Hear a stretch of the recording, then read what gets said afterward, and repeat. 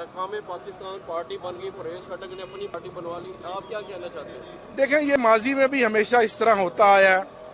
पहली पार्टी अयूब खान साहब दौर में बनी थी और उसके बाद कभी क्यू लीग, कभी चट्ठा लीग और कभी बट्टू लीग और कभी काफ लीग, ये बनती रहती हैं।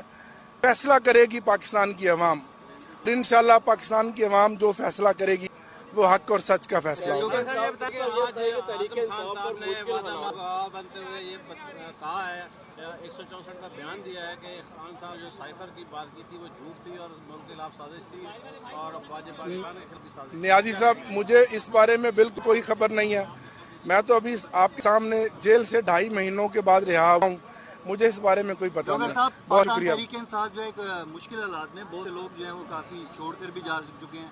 इलेक्शन में क्या देख रहे हैं? पार्टियों पे सख्तियां आती रहती हैं और ये एक पार्टी के इमर्ज होने की और पार्टी के मज़ीद मजबूत होने की ये एक टाइम है और इंशाल्लाह ये वक्त भी गुजर जाएगा। मुस्तकबिल क्या देख रहे हैं पाकिस्तान तहरीक-ए-इंसाफ? मैं तो बहुत रोशन देख रहा हूँ जी। अपने लोगों को आजमाएं या दोबारा से दूसरी पार्टियों को छोड़े हुए लोगों को? मैं कुछ भी नहीं कह सकता क्योंकि मैं जेल से निकला हूँ कि क्या हो रहा है, किस तरह की हिकमत अमली बन रही है, मुझे इस बारे में कोई पता नहीं। दोबारा गिरफ्तारी के इम्कानात जाहिर है। देखें जी, अगर दोबारा गिरफ्तार कर लेंगे तो मैं फिर हाजिर हूँ। मैंने अल्हम्दुलिल्लाह अपने मौक़िफ़ की लाज रखी है और अल्लाह ने मुझे साबित कदमी और इस्तिक़ामत दी है। मैं हाजिर हूँ।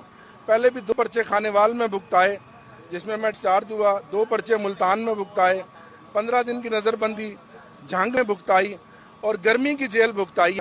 दुआ करें अल्लाह ताला सरफुरू करें।